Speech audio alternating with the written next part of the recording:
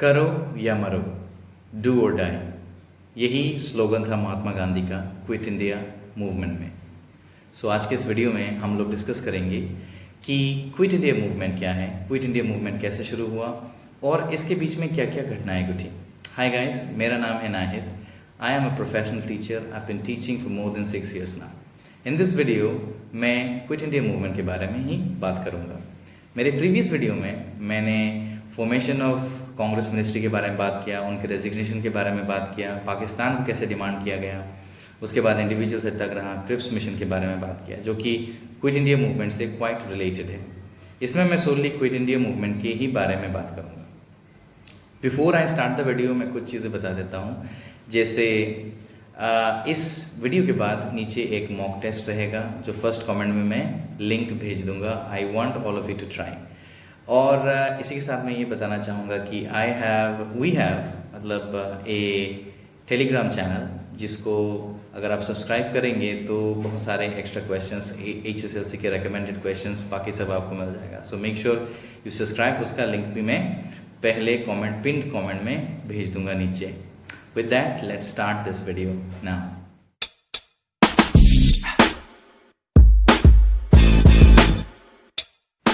So let's quickly discuss Quit India movement. ये जो movement है, it is also known as August movement, और ये 1942 में शुरू हुआ था। इसके पीछे के जो इवेंट्स हैं, जैसे कांग्रेस के मिनिस्टर्स का चुनाव होना, उनका रिज़ाइन करना, पाकिस्तान डिमांड होना, इंडिविजुअल सत्याग्रह होना, क्रिप्स मिशन का भारत पर आना, इसके ऊपर मैं ऑलरेडी वीडियो बना चुका हूँ। तो यहाँ पर हम लोग क्विकली फॉलो करेंगे कि क्विट इंडिया मूवमेंट एक्चुअल में क्या है।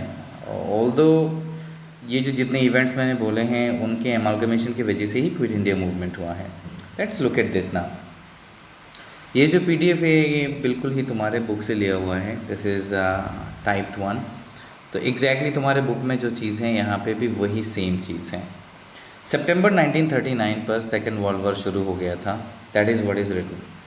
महात्मा Gandhi and Jawaharlal Nehru both were very much fearful critical of Hitler and Nazi, क्योंकि उनको डर था कि जिस तरह से हिटलर बढ़ रहे थे, मतलब the way he was doing brutal activities, शायद वो इंडिया की तरफ आ सकता था।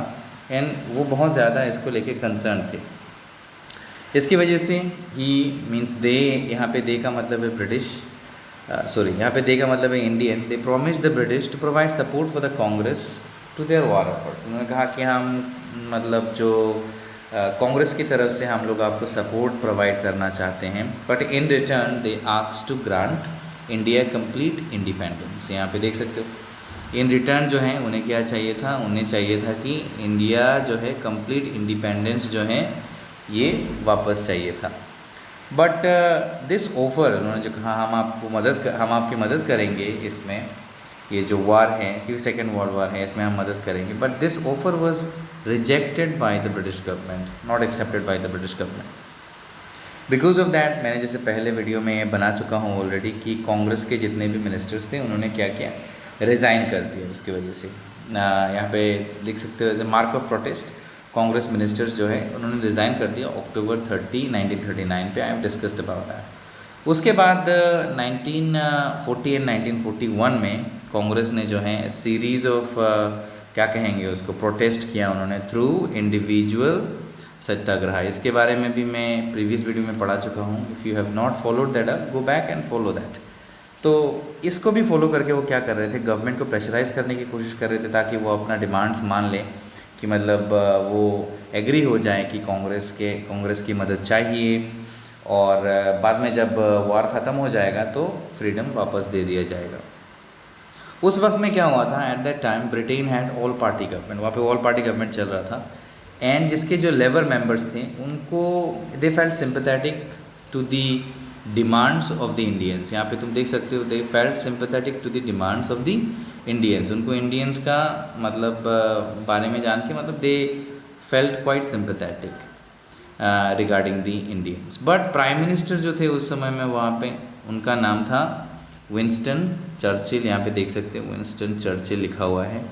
ये this guy he was very conservative, वो पुराने ख्यालातों वाले थे। And he was of the conservative enough, मतलब कंजर्वेटिव मेंटालिटी के, पुराने ख्यालातों के थे। And he wanted to liquidate Britain empire. वो चाहते थे कि ब्रिटेन का जो एम्पायर है वो यहाँ पे बना रहे और कभी भी जो है ख़त्म ना हो। सो 1942 में चर्चिल ने क्या किया, he pressurise to send one of his ministers, जिसका नाम था सर स्टैफोर्ड क्रिप्स। इसके बारे में क्रिप्स मिशन जो है हम लोग पहले ही पढ़ चुके हैं, जैसे मैं बोल रहा हूँ। उनको भेजा गया इंडिया में ताकि पॉलिटिकल पार्टी के साथ वो आके यहाँ पे नेगोशिएट कर सकें। And he came to India from there with the permission of Winston Churchill. और यहाँ पे आके वो जो हैं यूरोप के ऊपर जो वार वेज हो रहा था वर्ल्ड वार में, उसमें मदद करने के लिए ये यहाँ पे हेल्प के लिए आ गए। एंड हेल्प करने के पीछे जो चीज़ें वो बाद में देने वाले थे उसके बारे में भी यहाँ पे डिस्कशन होगा। तो एक draft declaration of the British government was offer to India. एक ड्राफ्ट डिक्लेरेशन ऑफर किया गया, मतलब सिर्फ ड्राफ्ट बना के दिया गया, कोई लिखित पढ़ित में ओरिजिनल में कुछ नहीं था यहाँ पे कि यही होगा यही दिया जाएगा ऐसा करके, एकदम श्योरिटी नहीं था। जिसमें ये लिखा हुआ था कि एस्टैब्लिशमेंट ऑफ ए डोमेन, यहाँ पे देख सकते हो एस्टैब्लिशमेंट ऑफ ए डोमेन का मतलब अलग होता है कि हम तुम्हें एक सॉवरेंटी वाला एक डोमिनियन का मतलब टैगलाइन देंगे। And you will have the power to have a constituent assembly, ये भी हम लोग तुम्हें देंगे। And set the rights of the provinces to make separate constitution, इनको सेपरेट कॉन्स्टिट्यूशन बनाने का वही जो मैंने कहा कि सॉवरेंटी देंगे। बट यहाँ पे इंपॉर्टेंट बात है, all this things that they were talking, ठीक है, all this things that they were talking will be granted, will be granted after the war. ये उन्होंने कहा कि ये सब चीज़ जो होगा this will be granted after the war. However Cripps mission जो है वो फेल हो गया बिकॉज ना ही इंडियन नेशनल कांग्रेस इस बात से राज़ी था और ना ही ऑल इंडिया मुस्लिम लीग जो है इस बात से राज़ी था, because they were not going to give them anything immediately. तो यहाँ पे because of that Cripps mission जो है वो फेल हो गया। As you can see major movement against the British. कुछ और कारण थे क्विट इंडिया मूवमेंट को लॉन्च करने का, because India was fearful that Japan might attack India, क्योंकि वो चाहता नहीं था कि फिर से जो है उसी स्टेज में चला जाए। उसके बाद यहाँ पे हम लोग देख सकते हैं terror in east Bengal, and in fact India had realise that Britain could not defend the country any more. Bharat को ये फीलिंग आ गया कि जो है ब्रिटेन जो है मतलब ब्रिटिश जो है वो इंडिया को डिफेंड नहीं कर सकते हैं। आगे बढ़ेंगे इसमें, आगे यहाँ पे क्या लिखा हुआ है इस पैराग्राफ में। अकॉर्डिंगली जो है अगस्त 1942 में गांधी जी ने क्या किया, क्विट इंडिया मूवमेंट को जो है उन्होंने लॉन्च कर दिया। That's very important here. 1942 में उन्होंने क्विट इंडिया मूवमेंट को लॉन्च कर दिया, ठीक है, which is also known as August movement. ये भी तुम्हें जानने वाली बात है, that is also known as August movement. तो इसको भी तुम लोग अंडरलाइन कर लो, as I am underlining here. आगे अगर हम देखें अगस्त मूवमेंट इसलिए क्योंकि this resolution was taken on August 8, 1942। इसके लिए इसको अगस्त मूवमेंट भी कहा जाता है।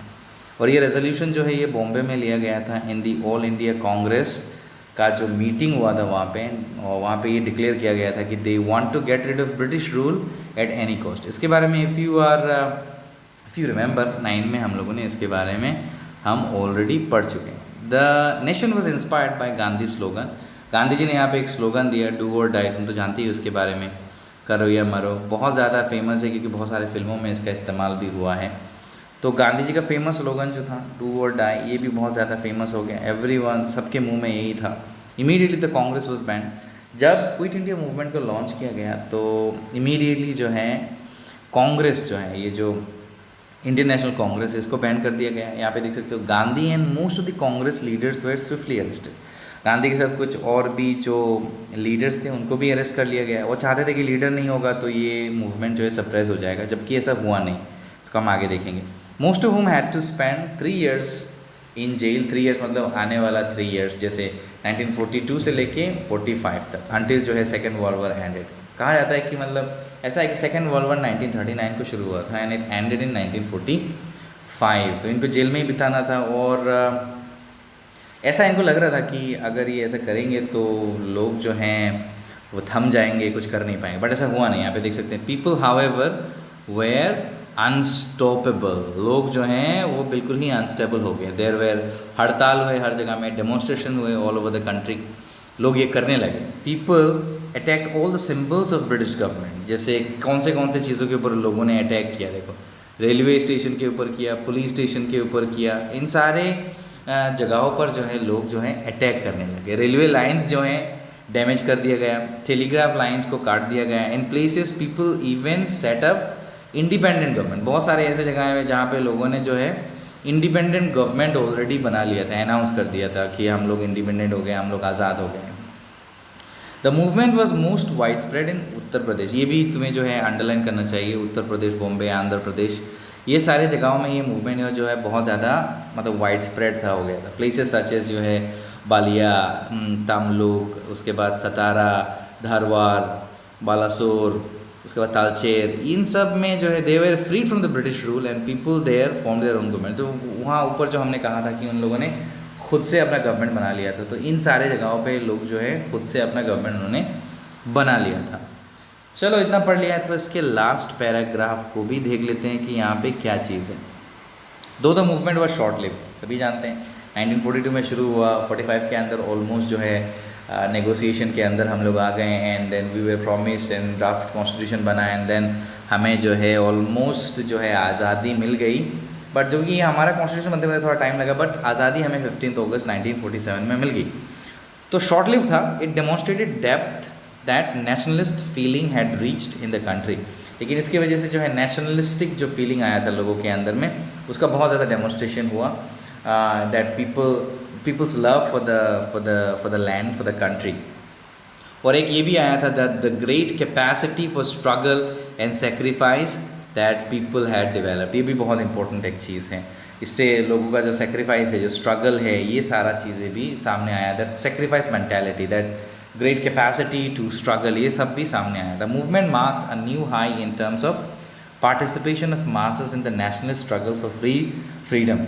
तो इस मूवमेंट की वजह से क्या हुआ, एक हाई टर्म्स आ गया that people can participate and unification के ज़रिए ही हम जो क्या कर सकते हैं, ऐसे एक बड़े पावर को हरा सकते हैं। ऊपर से यहाँ पे बहुत सारे लोगों का की रोल रहा है, जैसे स्टूडेंट का, तुम जैसे स्टूडेंट्स का, वुमेन, उसके बाद पेजेंट्स, फिर जो इम्पोर्टेंट जो वर्कर्स थे उनका भी बहुत इंपॉर्टेंट रोल इसमें रहा। ये जो हिस्टोरिक मूवमेंट है place the demand for independent the immediate agenda for the national movement.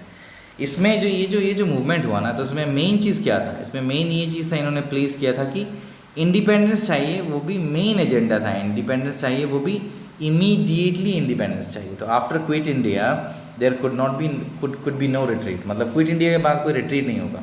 We were not ready for any other movement और anything like that. Independence was no longer a matter of bargain. लोग जो है अभी इसको bargain नहीं कर सकते हैं, लाइक ये ले लो, वो ले लो, सॉवरेंटी दे देंगे, हम तुम्हें सेपरेट इलेक्टोरेट दे देंगे। People were not like ready to accept that any more. लोगों को सिर्फ फुल्ली इंडिपेंडेंस चाहिए था। We wanted to get rid of British at any cost. For future negotiations with the British government could only be on the manner of transfer of power. मतलब भविष्य में कोई भी तरह का जो है नेगोशिएशन ब्रिटिश के साथ हो सकता है, बट वो सिर्फ और सिर्फ होगा पावर नेगोशिएशन के ऊपर।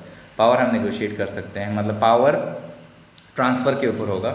अगर तुम हमें पावर ट्रांसफ़र करते हो तो ही तुमसे कोई बात होगा, बाकी दूसरे तरह का कोई जो है यहाँ पे नेगोशिएशन नहीं होगा। वेल इसके साथ ही हमारा ये टॉपिक यहाँ पे ख़त्म हो जाता है। बहुत सारे लाइनें मैंने अंडरलाइन की हैं, so I will quickly go through them. जैसे यहाँ पे देख सकते हैं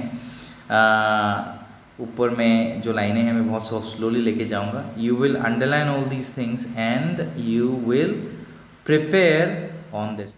well thank you guys for watching this video. Please make sure to like, subscribe and comment and join my Telegram channel जिसका लिंक फर्स्ट पिन कमेंट में होगा।